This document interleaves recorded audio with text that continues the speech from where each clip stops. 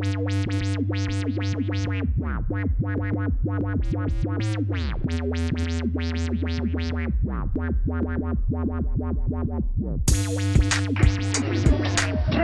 compliments. TB Jizzle, I am your host. Follow me at TB Jizzle at Casual Conflicts. Alright, we got a compliment battle. First time ever done. Father versus son. Make some noise. Alright, to my right, introduce yourself. Hey, it's Brother Casper. Alright, and to my left, introduce yourself. What up, it's Adrian, son to the best father in the world.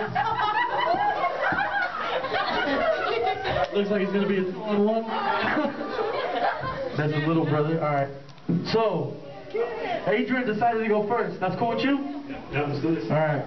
It's two 60-second rounds. Promos not judged. Alright, let's get it in. Whenever you're ready. Alright. I bet you guys are wondering why I chose to go first. It's because I'm battling my dad, so he'll always have the last word.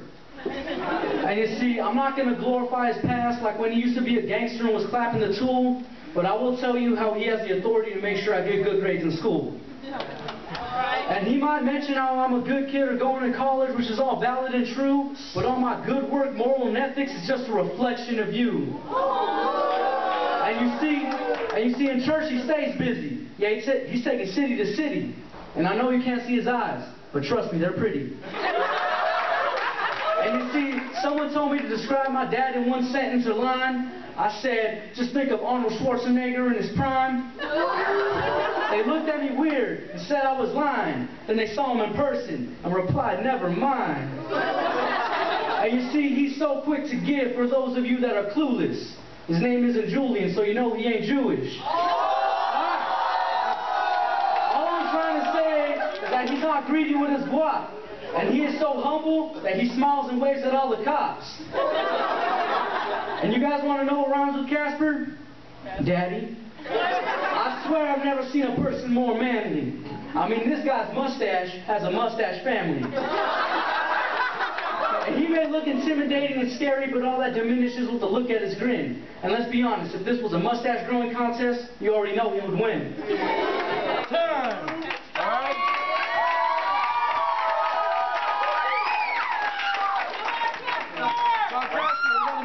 Hey, it's my first time ever, so here we go. You see, I'm not a rapper, nor am I trying to be one. But I'm always challenging you to step out. You challenge me, so let's do this, son. See, first of all, this battle isn't fair. How dare you put a time limit on so many things I want to share? See, where should I start? How about you being born to a young teenage father with no heart, no direction, and no misconception on life itself? And to think God would trust me with kids when I couldn't even help myself. To top it off, you were born at 6 months. Now the devil tried to take you out, or should I say bust a Herod. But little did they know you were in God's plan, so you have an inheritance. And on top of that, a young man raised in the hood, you couldn't even play in the streets. Instead of swimming at the beach, you swam in the belly of the beast, better known as the East. You see, son, statistics show that you shouldn't make it, but you didn't fall victim to the streets, or should I say fake it. Because you see, there's many imposters out there, son. They have tattoos, but never earned one. You see, they say they are thugs and have a crazy testimony, but you check their street records and find out they're really phonies.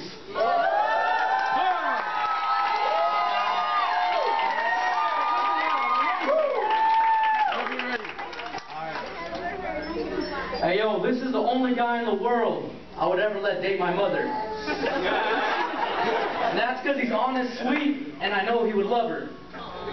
You see, my mom is so happy that you guys are together. If she had a flower for every time you made her happy, she'd be in a garden forever. And you see, to describe my dad, I'm a reference some father movies that are hopefully known well. For example, he's like the dad from Bronx Tale, times 12. Yeah, times 12.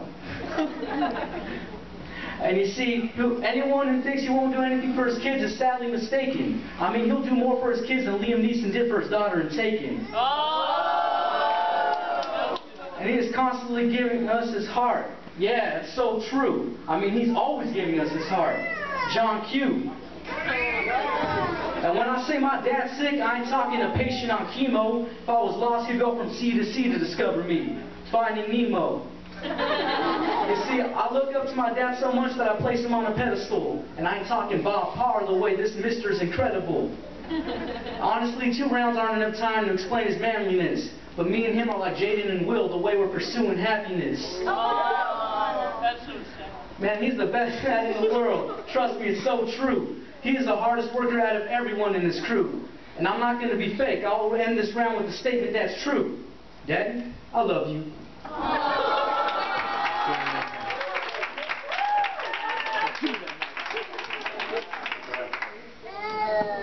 You see, son, I gotta say, you're a good-looking young man, and you dress really sharp. Your future's so bright, I can see you in the dark. And your bars, I gotta say, they're also bold, like a naked streaker running through a Super Bowl. And your rhymes, I gotta say, they're also fresh. They can give an Eskimo a cold. They're so intelligent, yes, they never grow old. And intelligent-wise, man, your grades are really great. You make your teachers feel like they started in the movie Half-Baked. See, little did I know when we walked in these doors 7 years ago that we were going to stay. You were still a young man with no interest in change. A junior high student with plenty of fame. You see, you didn't want church, but God wanted you. Because the devil had plans, but who would have knew? See, the road of destruction is slander. But the devil's plans failed. Now 7 years later, you're a Royal Ranger Commander. See, son, your life turned out really great. I couldn't ask for more. I would say so. I couldn't have painted a better picture if my last name was Picasso. But you see, I can't take no credit. All credit goes to God. Because He created you and planned your life before the earth was founded. And oh yeah, by the way, if you happen to win this battle, you're grounded.